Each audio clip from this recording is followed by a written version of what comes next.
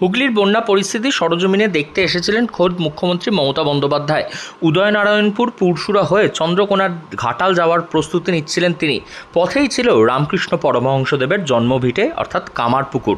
হাজারো ব্যস্ততার মধ্যে মুখ্যমন্ত্রী মমতা বন্দ্যোপাধ্যায় গাড়ি থামিয়ে চলে এলেন কামারপুকুরে।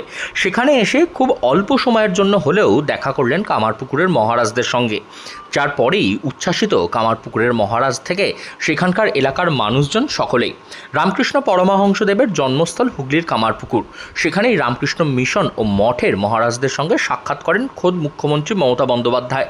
একদিকে বন্যা পরিস্থিতি নিয়ে উদ্বিগ্ন জনগণের পাশে থাকার বার্তা তাদের কাছে গিয়ে পৌঁছে দিচ্ছেন খোদ নিজেই মুখ্যমন্ত্রী। অন্যদিকে হাজারো ব্যস্ততার মধ্যে রামকৃষ্ণদেবের জন্মভিটে পরিদর্শন করতে ভুললেন না তিনি। দুপুর গড়িয়ে তখন বিকেলের দিকে ঠিক সেই সময় কামারপুকুর মঠে এসে পৌঁছান মুখ্যমন্ত্রী মমতা বন্দ্যোপাধ্যায়। খুব অল্প সময়ের জন্য হলেও কথা বলেন তিনি মঠের মহারাজদের সঙ্গে। সূত্রের খবর, মঠের কী কী প্রয়োজনীয়তা আসে সেই বিষয়ে আলোচনা করেন মুখ্যমন্ত্রী। একই সঙ্গে বন্যা পরিস্থিতিতে কোনো রকম সমস্যা হচ্ছে কিনা সেই বিষয়েও খোঁজখবর নেন তিনি। কামারপুকুর থেকে বেরিয়ে গাড়িতে উঠে তিনি রওনা দেন ঘাটালের উদ্দেশ্যে। যদিও রাস্তার পরিস্থিতি খারাপ থাকার জন্য আজ যে তিনি ঘাটাল যেতে পারবেন না সে কথাও জানান খোদ মুখ্যমন্ত্রী নিজেই। তবে বন্যা কবলিত এলাকা সম্পূর্ণ নিজেই সরজমিনে পরিদর্শন করে দেখবেন, এমনই বার্তা দিয়েছেন মুখ্যমন্ত্রী মমতা বন্দ্যোপাধ্যায়। ঘাটালের দিকে রাস্তা বন্ধ আছে, সব জলে ব্লক আছে, এত জল তো জীবনে ছাড়েনি। কাজে আমি এখন ঘাটালের দিকে যাচ্ছি, যেখানটায় খালি পাবো দেখার মতো কিছু সেই জায়গাটায় থামবো।